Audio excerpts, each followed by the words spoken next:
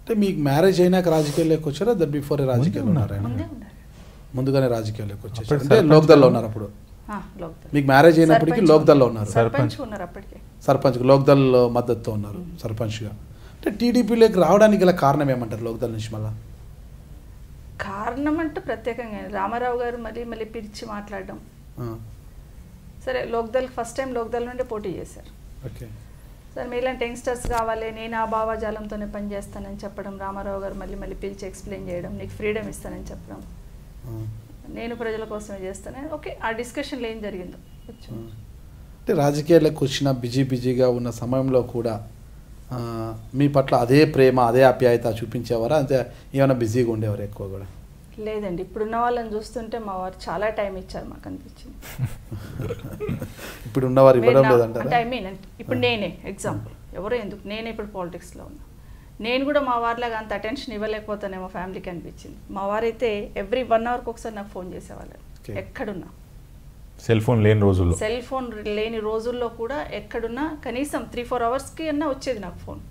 ఎక్కడో ఒక land line దగ్గరికి వెళ్ళి నేను పలాన్ దగ్గర ఉన్నా, పలాన్ దగ్గర లంచ్ చేస్తున్నా, పలాన్ ఈ టైంకి వస్తాను బ్యాక్. అసలు లాస్ట్ డే కూడా, లాస్ట్ యాక్సిడెంట్ జరిగే ముందు కూడా ఇక్కడ నుండి షాద్నగర్కి వెళ్ళే వరకు 9:30 వరకు నాకు 10 మినిట్స్కి ఒకసారి నాకు ఫోన్లు టచ్లో ఉన్నారు.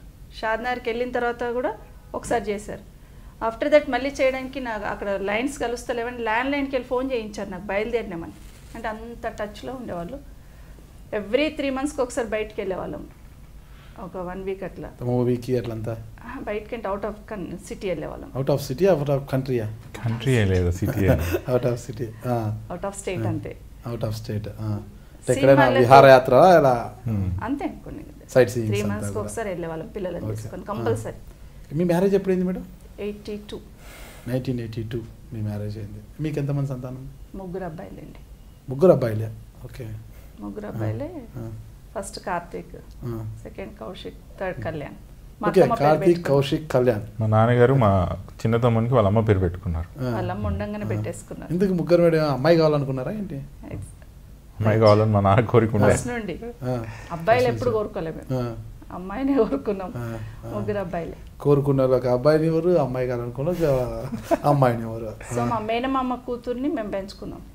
మా మేనమామ తను ఎవరి దగ్గర అయితే పెరిగిందో వాళ్ళ కూతుర్ని నాన్నగారు తెచ్చుకొని పెంచుకున్నారు. వాళ్ళు పెంచుకున్నారు, వాళ్ళ బాబుని మీరు పెంచుకుంటున్నారు. అది దేవుడు అట్లా రాసి పెడతారు అనుకుంటాం మేము, అంతే. ఇప్పుడు ఏం చేస్తున్నారు? కార్తిక్ రెడ్డి గారు అంటే ఇప్పుడు రాజకీయాల్లో మీ వారసత్వం, తండ్రి రాజకీయ బిజినెస్ చేస్తారు. ఇద్దరు ఏం బిజినెస్ మేడం? ఒకరేమో ఫార్మా దాంట్లో ఉన్నారండి, మైండ్స్ పెట్టుకుని. నమస్కారం అండి, నేను మీ సవిత ఇంద్రారెడ్డిని. నమస్కారం అండి, నేను కార్తిక్ రెడ్డి.